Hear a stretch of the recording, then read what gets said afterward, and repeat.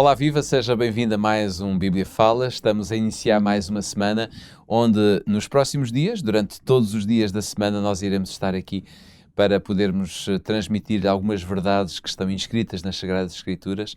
Eu diria, vamos deixar que a Bíblia fale ao nosso coração. Na semana passada iniciámos o estudo que queremos levar durante algumas semanas e que trata sobre a primeira e a segunda epístolas de Pedro. Na semana passada estivemos a ver um pouquinho as características de Pedro, não pudemos ver muito, é certo que ao longo deste trimestre iremos provavelmente falar muito mais também da própria pessoa de Pedro. Mas eu gostava de o convidar a abrir a sua Bíblia na primeira epístola de Pedro. Quase no final da Bíblia nós encontramos a primeira e a segunda epístolas de Pedro e queria ler consigo no capítulo 1, versículo 1, que diz assim: Pedro, apóstolo de Jesus Cristo, aos peregrinos da dispersão no Ponto, Galácia, Capadócia, Ásia e Bitínia. Pedro, este versículo de alguma forma ajuda-nos a compreender e a perceber que existe um contexto onde esta carta se insere. Porém, será que conseguimos definir para quem é que ela é escrita, uma vez que Pedro reúne aqui vários sítios onde provavelmente já existia igreja, ou pelo menos crentes?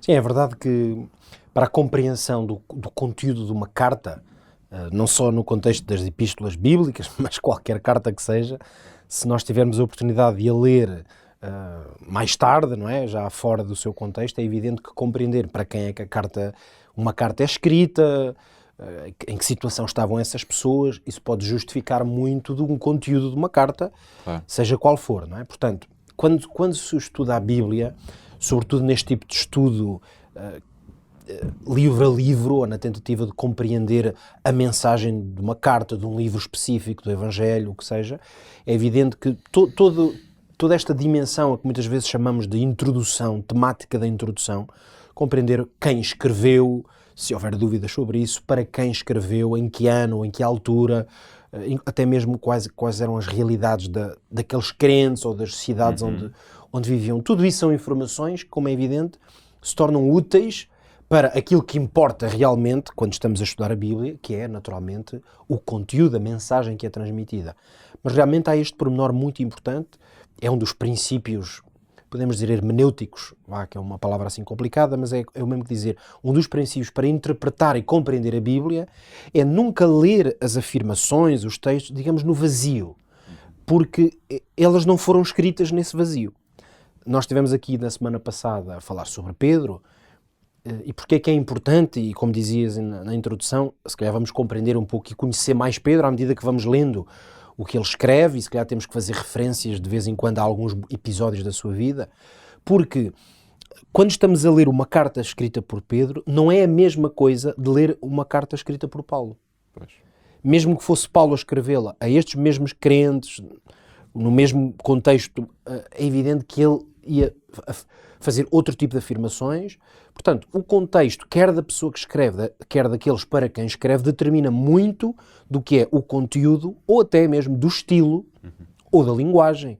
Claro. Qualquer um de nós compreende que se estivermos a falar, se tivermos que transmitir uma mensagem a um grupo de médicos, sei lá, nós se calhar vamos usar uma linguagem, se formos ao campo, a um sítio mais rural, falar com habitantes ali, trabalhadores do campo, por exemplo, se for o mesmo tema, vamos usar uma linguagem diferente, porque sabemos que talvez haja certos termos que seja melhor dizer de outra forma. Portanto, isto para dizer que realmente, à medida que estudamos algumas questões de contexto e de introdução, isso ajuda-nos a melhor compreender o conteúdo. Nós não vamos optar ao longo destes dias que ainda temos no início da carta, claramente não vamos fazer aqui grande ênfase nestas questões. Não é que elas não possam ser interessantes e merecê-lo, mas vamos dizer que no enquadramento do Bíblia Fala, claro, nós estamos, como é evidente, um pouco mais focados e preocupados propriamente com a mensagem, com a aplicação dela. Mas ainda assim, respondendo agora mais diretamente à tua pergunta, não deixa de ser importante olhar este pequeno versículo e perceber o que é que dele podemos obter. Eu diria acerca daqueles para quem Pedro escreve, talvez o primeiro ponto que eu gostaria de mencionar é o facto de ser um grupo que nós podemos perceber que reconhece o ministério apostólico de Pedro. Quando Pedro assina a carta, e neste caso o que ele faz é que assina antes de começar, não é? às vezes, em cartas, normalmente assina-se no final, não é? Mas neste caso, Pedro assina no princípio. É o mesmo que dizer, introduz a sua pessoa ou anuncia quem é que vai agora falar, não é? Que é uma maneira também interessante de garantir que as pessoas, ao ouvirem agora a leitura da carta, nós temos que imaginar que muitas vezes estas cartas escritas pelos apóstolos, elas não eram enviadas nem por e-mail, nem para o correio de casa de cada pessoa.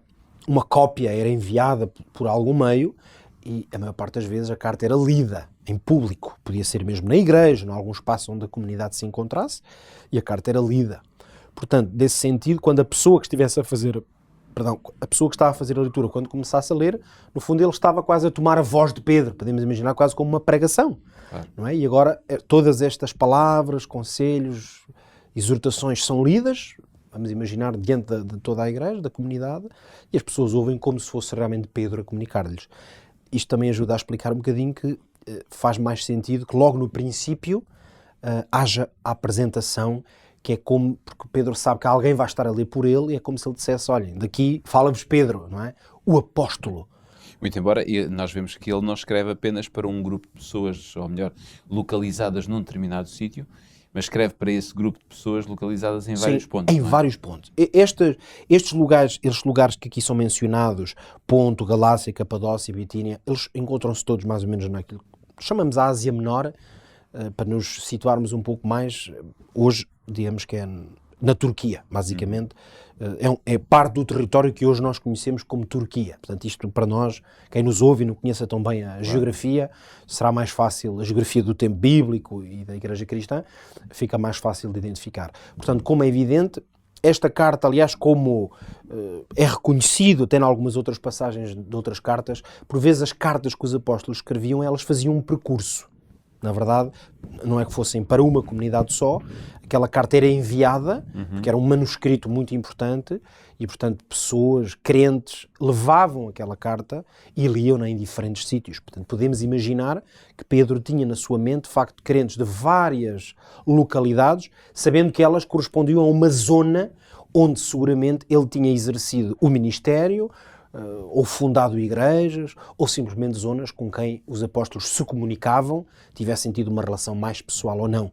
Não é? Ele até fala aqui de peregrinos, provavelmente, da dispersão, quer dizer, podiam não ser até pessoas da própria região. Sim, exatamente. Essa é a questão que eu gostaria de dar até um enfoque no próximo, mais um minuto, porque não deixa de ter algum interesse. Digamos que os teólogos, ou que se debatem um bocadinho mais sobre estas questões de introdução, quando olhamos para o conteúdo da carta, podemos dizer que existem algumas dúvidas sobre quem serão, de facto, de quem é o objeto para quem Pedro quer escrever. Sobretudo porque, quando ele usa esta expressão peregrinos ou estrangeiros, como dizem algumas versões, da dispersão, esta é uma expressão que é conhecida e se aplica, sobretudo, aos judeus, portanto, a uma comunidade judaica.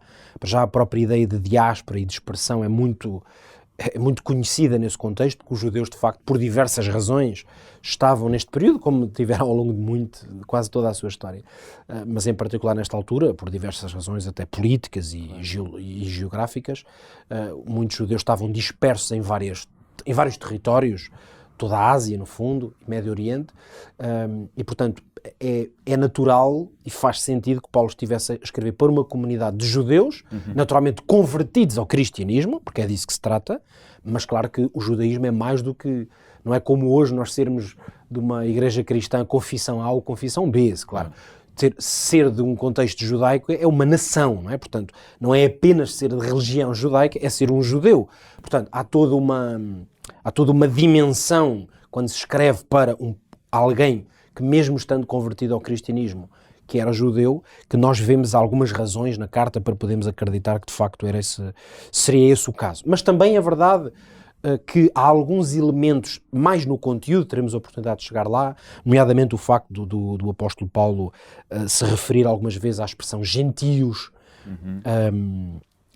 mas sobretudo o facto de lermos alguns textos, como por exemplo, a certa altura, no capítulo 4, o apóstolo Paulo escreve a estas igrejas dizendo: a vossa maneira vã de viver, que por tradição recebestes dos vossos pais. Alguns autores veem aqui como talvez difícil que ele estivesse a dizer isto a judeus, porque isto será mais natural dizer uma frase destas a quem vem do paganismo, no fundo, e portanto essa maneira vã de viver seria uma maneira de falar do seu passado não judeu. Agora, de qualquer maneira, não podemos dizer que haja uma certeza. Claro. O mais importante aqui é compreender que o apóstolo Pedro era reconhecido, fosse por uma comunidade judaica convertida ou por gentios, portanto, pagãos ou não judeus que se tinham convertido ao cristianismo, eram pessoas que precisavam de receber exortação e, sobretudo, a sua fé ser fundamentada, e esse é o grande objetivo do apóstolo Pedro. Okay. Então, amanhã iremos continuar a dar-lhe mais perspectivas e, sobretudo, a abrirmos a Bíblia aqui em 1 de Pedro. Se quiser adiantar-se, poderá ler, digamos que os 4, 5 capítulos que compõem esta primeira epístola, para que fique mais por dentro da temática. Se não, acompanhe diariamente o Bíblia Fala aqui na Rádio RCS, ou então pelo Facebook da rádio, ou mesmo através do OP TV, para poder também assistir e ver estas emissões, porque iremos continuar a debater e a conversar sobre este tema que é tão importante e que provavelmente servirá também para a nossa edificação espiritual. Contamos consigo amanhã. Até lá.